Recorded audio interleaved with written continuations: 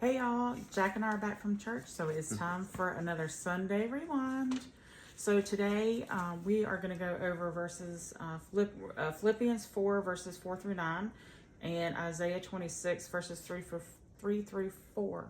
I can't talk today. There you go. And if you want to watch the sermon, again, you can go to YouTube, look up Bethesda at Midland, and you can watch the sermon from this morning. And so that's what we're going to go over, and we're just going to discuss it a little bit and how it kind of relates to life.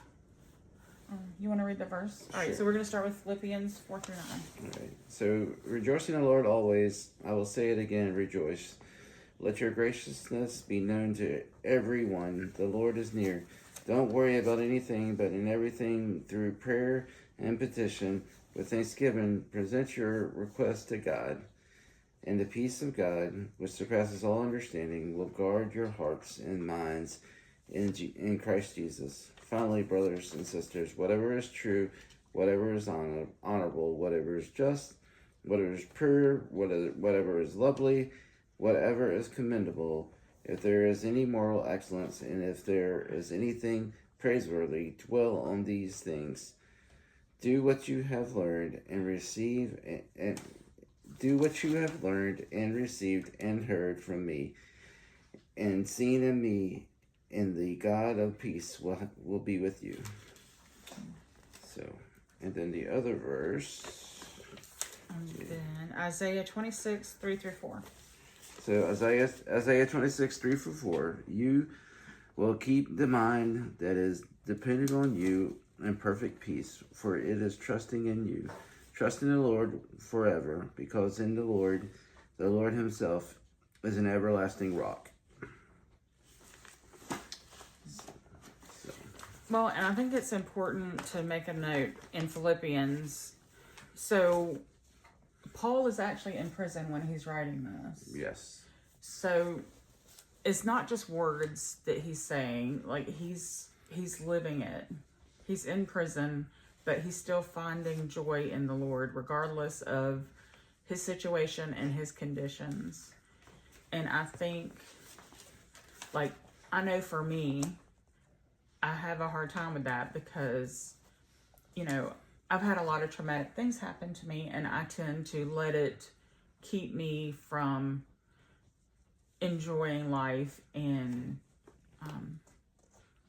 I forget that we're supposed to take that to God, and that we're to still be grateful and remember that we still have Him, and we should be grateful for that and still be joyous regardless of what is happening in life. Yes. I think the other thing to remember is, like, even though Paul was in, like, the physical walls of a prison, we deal with we deal with prisons that aren't actual physical buildings, stuff that debilitates us. And a lot of times we try to do it on our own. And this whole verse says to give it all to God and let God take care of it, and just walk away from your anxiety. Because God is He created the Bible, He created the world, and nothing's too big for God. Well, and I know for me, suffering from a lot of anxiety because of trauma and stuff through life and different things that have happened, and the anxiety from that. And, when we were talking about, having faith and trust in God and not being anxious. So I've always related that anxiety to a lack of faith.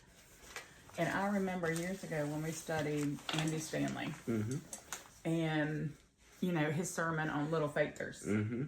Little faithers? Little faithers. Little faithers. And I always felt guilty. I always felt guilty for being anxious or for being worried about things and how things were going to turn out. And, am I about to go through another traumatic event? And I felt guilty about that because I felt like that's a measure of my faith.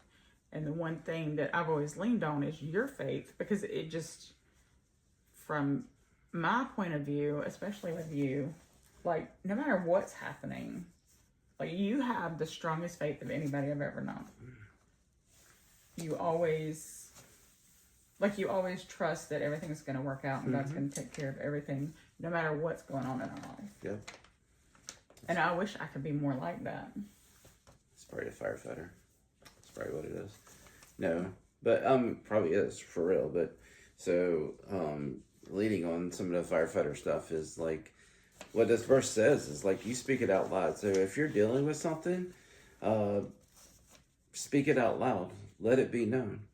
When you are praying to God, you pray to Him and you say, "Hey, this is what's going on. I pray for Your will to be done." But then you also remember like the good times and the good things that God's done for you. That you lean on that faith that He's dealt with this before. He's probably dealt with it a million times over with all the people in the world. He always has the answer. He is the answer.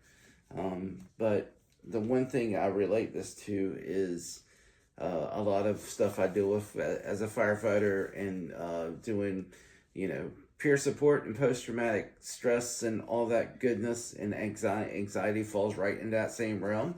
I tell people you have a teapot, and this is like when you get anxious, if you keep stuffing stuff in your teapot, eventually it's going to boil over. So let God be your cup per se, and take your tea and pour it in the cup of God and let God take care of you. Yeah. Well, and I guess what I got out of it was, like, if you put God first, if you make God your security, and I think this is where, as I'm going through my transformation, I'm learning how to do it better. I'm learning to depend on Him to be my security instead of my bank account or a job or even other people. Mm-hmm. Because, you can lose money, you can lose your job, you lose people. And if you're depending on that for your security, then when you don't have it, it's devastating. And I think that's where a lot of my anxiety came from, because I was depending on other things for my security instead of God. And now, like, going through transformation and learning to find security in God and not other things, I do find I'm less anxious and I'm less worried about the future. Not that I don't still worry, and I still get overwhelmed, but I know He's there going through it with me. Mm-hmm. So it's like, I think you can do a million things in this world, and truly it's all the world, but you can't do anything in this world without God, because He is the maker of the world. He knows what's going to go on. So if you put your full faith in God, you can conquer mountains. If you put your faith in the world or your faith in yourself, you're only going to take one step at a time. God sees the marathon. God knows the marathon. He's not worried about the one step at a time. He knows the end of the race. You just need to think that, you put His faith in God as your trainer, using the Bible as your guide to just, when you're anxious, get to the Bible, read the Bible. It will tell you the right answer. It will make everything better. I think Carl talked about it in the car on the way home. Like, hey, I become less anxious after I read the Bible. If I'm in an anxious situation, I read the Bible. You get in the Bible and you stay in the Word. Then you just you gain something out of it. You gain something out of it when you least expect it. You might not know what you're reading, but it might not help you today, but it could help you a month from now or a year from now. So if you just stay loyal to the Bible and your prayers, and when you're praying to God, just, always be thankful for the things He's done for you in the past. Just like I always try to say, like, I'm not just asking for stuff. I'm thankful for everything that He's done for me. So when I pray, I bring my petitions to God, as the verse says, but I'm also praying thankful for the things He has done for me in the past and the things He will do for me in the future, and always praying not for my will, but for His will to be done. So, well, and I think, one thing for me is when I think about it, it's like, He's never let me down. He's always been there no matter what I'm going through. And He is steadfast and will always be. And so, that helps me. And hopefully our discussion today will help someone else. And so, and we're going to discuss this all again tonight. We have discipleship tonight, so we'll be discussing it all again. But remember, we launched our YouTube channel, so you can watch us on YouTube. You just look up McCutcheon Designs, and you can watch all of our videos for all of our different series that we have. And if you want to watch the sermon, look up Bethesda at Midland on YouTube, and you can watch the sermon that we're talking about. So thanks for joining us today. Happy Sunday, and everyone have a good week next week. Yeah, if this affects you, reach out. Let us know. We can help. Bye.